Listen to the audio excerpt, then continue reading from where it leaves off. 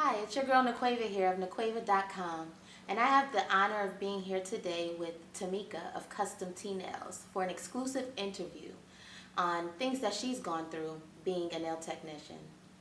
So Temeka, tell us a little bit about yourself for those who may not know. Good afternoon, Nicqueva. Of course, I'm Temeka Jackson. I have my own business in Orange, Custom Nails by Temeka. And I started doing nails approximately this September will be 12 years. Wow. And I started out working in an Asian American salon. So I was the first African American nail tech that they had hired. And that was a little bit of a controversy because when I started, it was right after high school. So that wasn't the time that nails was popping. Color actually mattered back then. So being black and working in an Asian salon, I was known as the black girl who did nails. So I wanted to take the industry by storm and present something new to CT. Wow, that's really interesting. Being an African American in Connecticut as a nail tech, that's a lot to go through. And speaking of which, I know you're going to be transitioning to LA soon. So tell us about your time here in Connecticut and how that transition is working so far. So my time here in Connecticut has been phenomenal. It's been a great platform. It's going to be bittersweet because I have built a heavy clientele here and a lot of my clients are going to miss me. I have clients who've been with me for 10, 9, 8 years. And I have a lot of new clients who are like, oh my goodness, I'm just meeting you. And they're not too happy with the fact that I'm leaving because they're just now getting on board. Yes. But for the most part, my time here in Connecticut has been great. It's a great platform to start off with. I've built my brand here and I feel like I've succeeded, but now it's time to expand my brand and let the West Coast know and introduce Custom Tea Nails to another platform. And I want to take my career to the next level. I would love to do Grammy nails and red carpet stuff. And I know that being in Connecticut, it's limited here, so I need to expand my brand. But for the most part, I feel like I left my mark here and it's going to be great. So tell us who's helped you along the way thus far. Oh my goodness. Of course, first and foremost, God. He has definitely been a big part of my life. Leaning on him has been phenomenal and giving me strength to endure everything because it's not easy being brown and down in the nail industry. So I must say my family, my mom, great supporter. She always tells people about my photo nails. She loves that. And of course my customer base. That's a big part of my business is having people to support you because support is everything. And my sisters, it's just been an amazing time here with just like having the support I have. And of course my church family now, my pastor and first lady are a great effect of my business now. And just having that support system from everyone. So Connecticut hasn't really let me down too much in that aspect.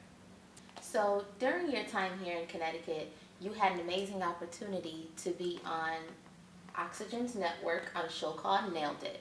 Tell us about that. How did that opportunity come about? Well, that opportunity came about by email I received, and it was almost like I read it and was like, what are they talking about? Is Right. this email real?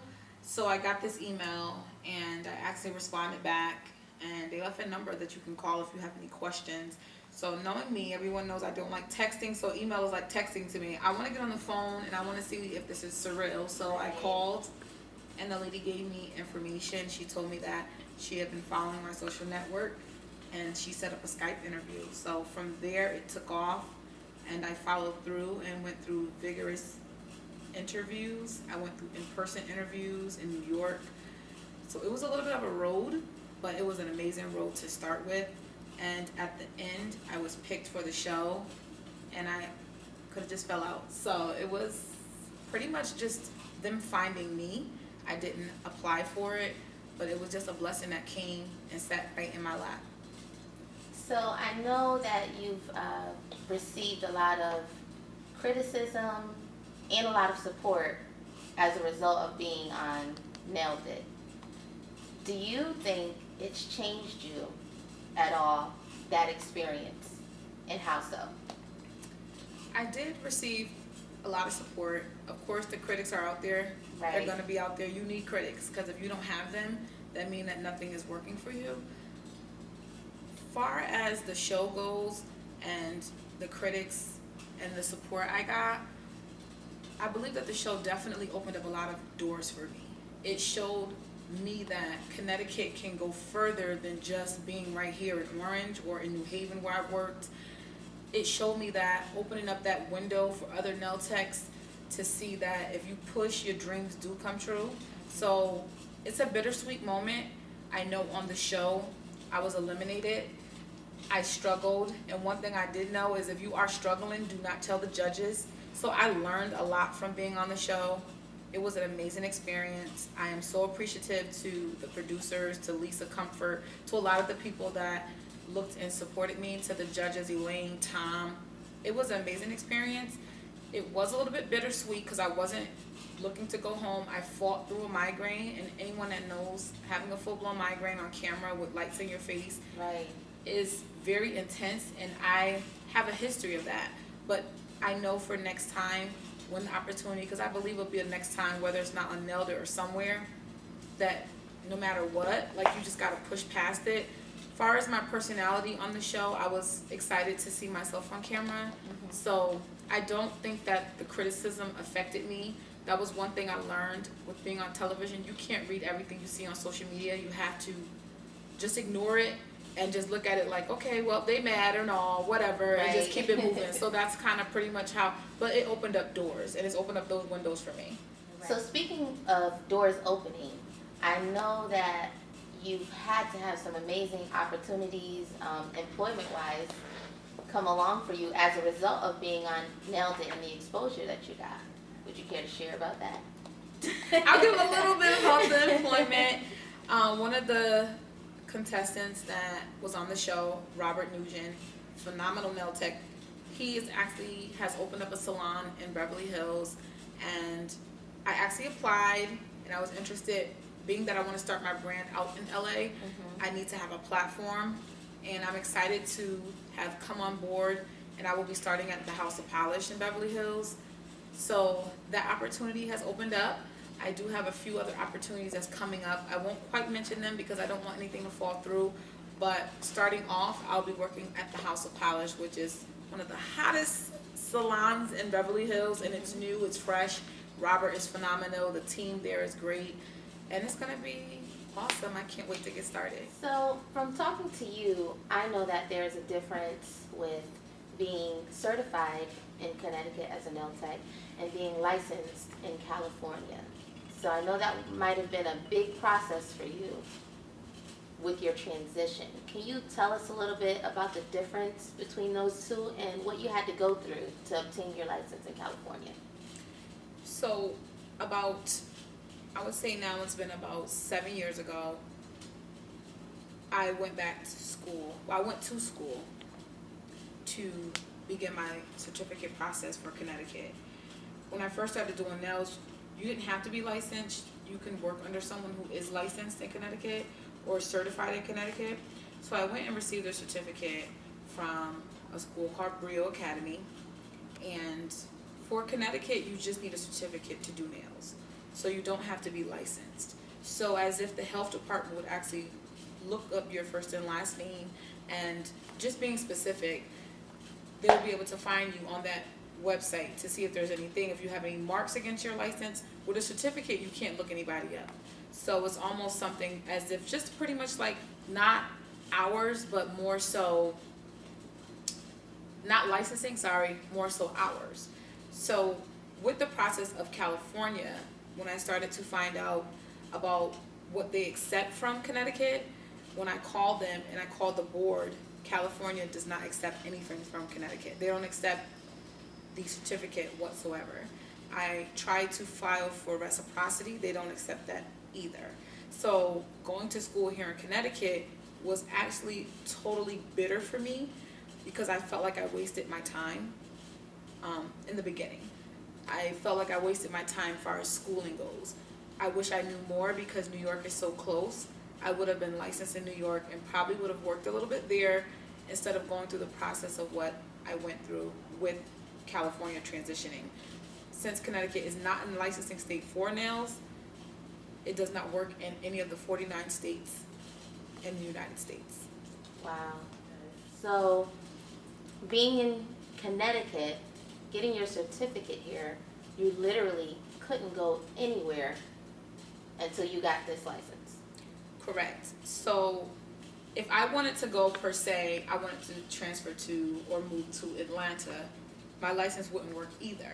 Not even in New York, and that's only an hour and a half away. So this certificate for Connecticut actually only works in Connecticut, so it will limit a nail artist. So if a nail technician received a certificate here, what schools don't tell you, Brio or Paul Mitchell or any of these schools don't tell you is that your nail certificate will only work in Connecticut. So when you meet with these administrators, they need to tell you it's only going to work for you in Connecticut. No one told me that about 10 years ago when I went to school. So during this transition time of my life, when I wanted to relocate to California, they told me, halt, you have to start all over again. And that was a very unsurreal moment for me. I actually literally like boohoo cried because I was like, you are kidding me. And not to mention, when they told me this, I knew that I was going to be appearing on Nailed It, and I was heartbroken. So it was like, wow, you're telling me I have to start all over and I'm about to be on national television. But they didn't know that because I couldn't expose that at the time. So the transition from Connecticut to Los Angeles, I had to start all over. So I actually went back to school, and I had did that prior to the show. So a year prior to, I started to go back to school and to obtain a total of 400 hours in order to apply, just to apply to the exam. Wow. Now, this exam, for somebody like me who doesn't know at all anything about nails, you know, one would think, okay, how hard could it be? What did you have to go through with the test? Because apparently you kind of got put through the wire. I did. And just to go back a little bit, ironically, which is very weird, the book that I studied for the test was the same book that I used 10 years ago. Wow. The book is not different. So to make Connecticut a non-licensing state, I don't understand, because you actually study from My Lady. They have different editions, but the book is actually the same. So what I had to do was pretty much study that book, and I also ordered the Easy Pass manicure book that they allow you to have for the California to study. It's almost like a guide to kind of comes with a CD-ROM, teaches you what's on the test, how to prepare for the test. So I went back to study all of the nail diseases, which is like critical. Like you're talking words like the hyponychium. So it's like things like that. You had to reteach yourself. And my instructor was really good, helping me to learn all that stuff over.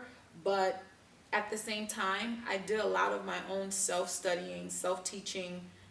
And once I applied for the exam and they accepted me, it's not easy because there's a lot of things you have to go through to apply for the exam. All of your paperwork, all of your schooling, everything has to be to the T. California is actually a very strict state, and they don't allow anything. So once I was actually accepted for the test, I took the test for the very first time, and I took the test after my segment aired on October 14th. I took the test, and I passed the written with flying bells, but they failed me on the practical.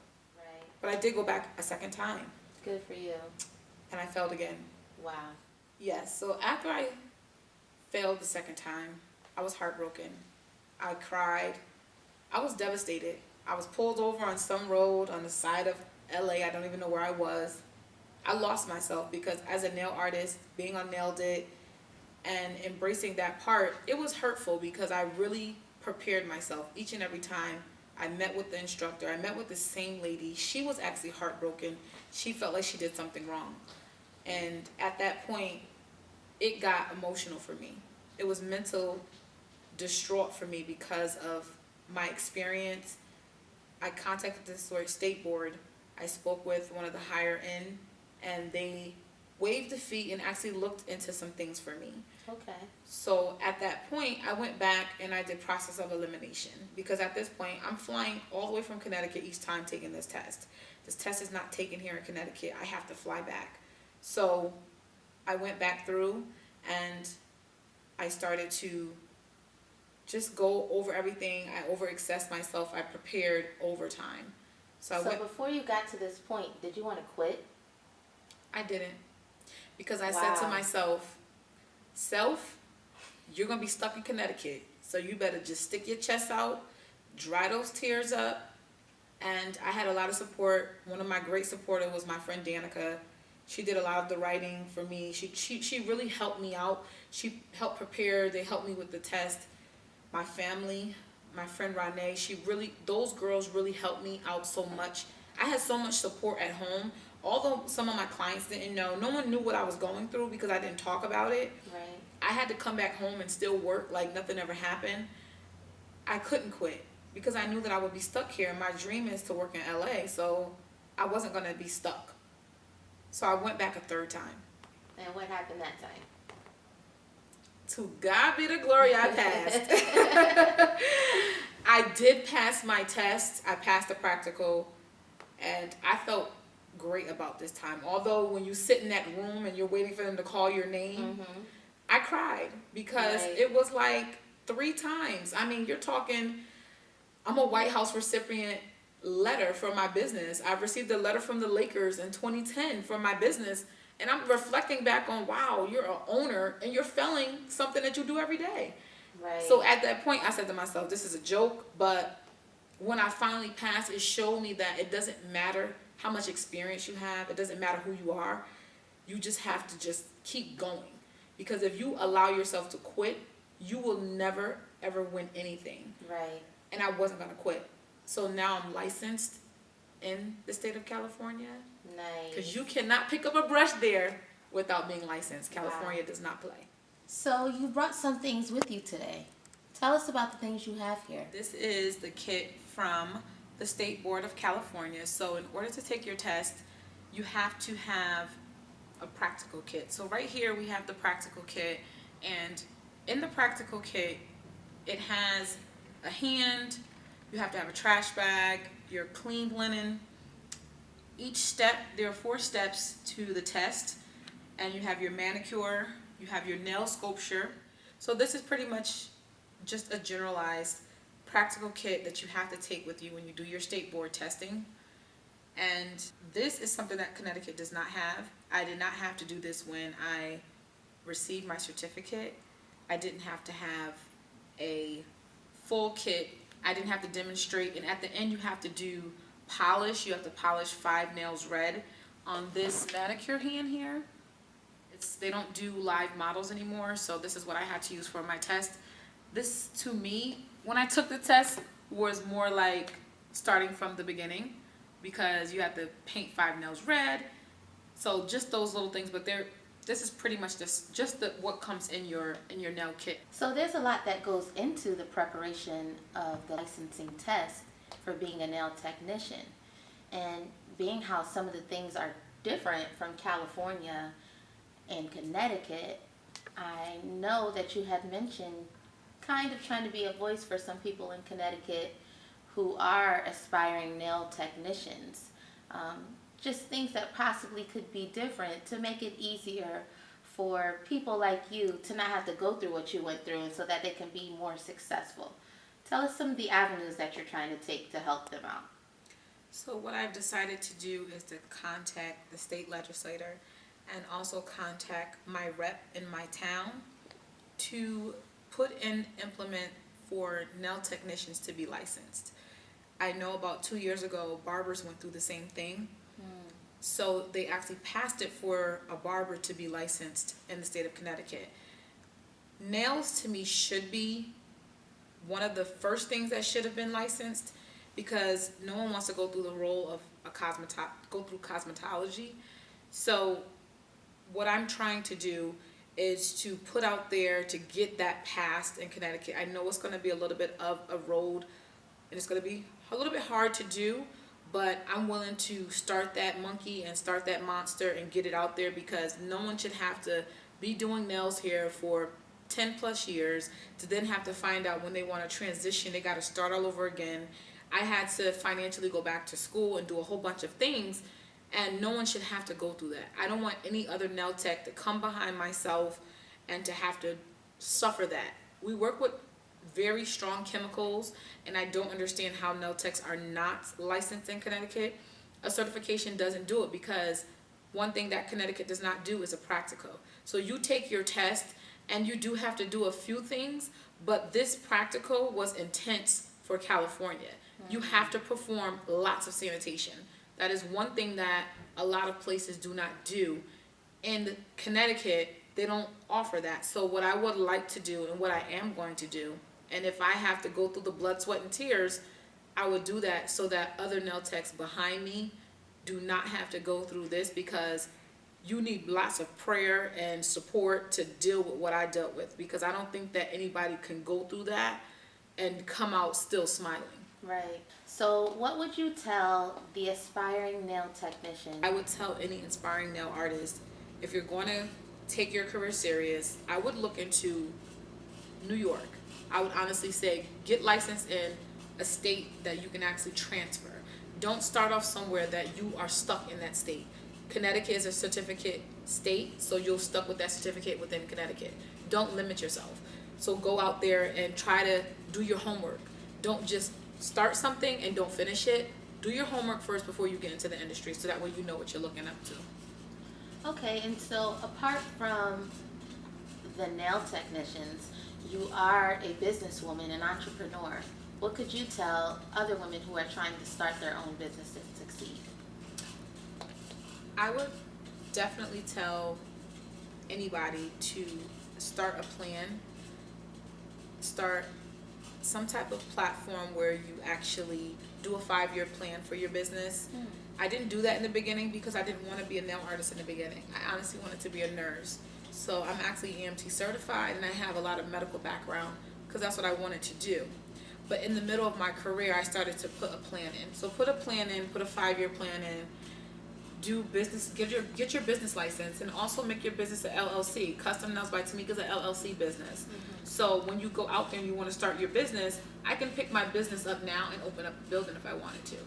Don't just say I have my own business without having the proper papers, the proper licensing. Get your tax ID. You cannot have a business with just saying I run a business and have a name. You have to do things legally. So do things legally so that way you can make yourself a voice and you can have your plan for your business and promote your business. Social media is huge. Use those platforms to allow your business to grow, because social media wasn't out.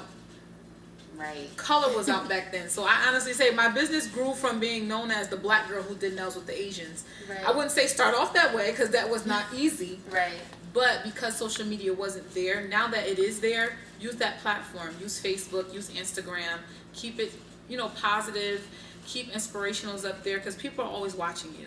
Once you're in the limelight, somebody's always watching you. I'm pretty sure with Nicqueva's blog, people are watching you. Right. They want to know what you're doing next. Always. Always.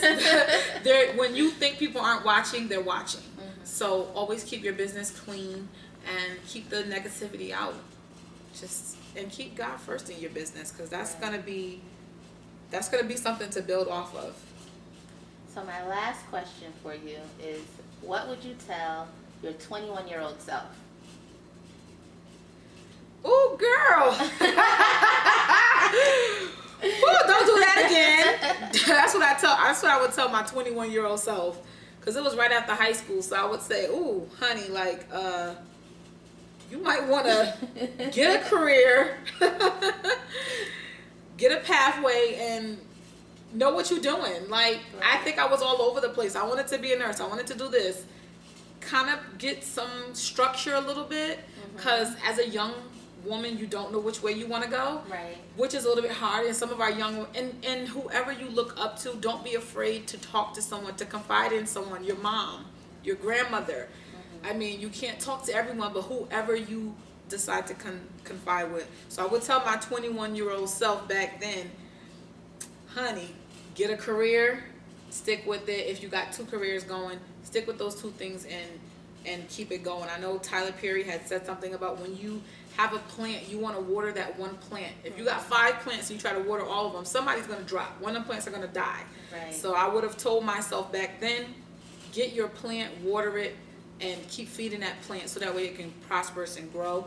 Because this career path right here it was great the way it landed me at the end, but everything I could have went through in the beginning, I probably could have surpassed some things, but I don't take it for granted because I always say you don't look like what you've been through, and no matter what is happening right now, I think that road, like he puts things in our path so that way we don't know what we're dealing with, but he knows. So when those stumbling blocks come up, it will help.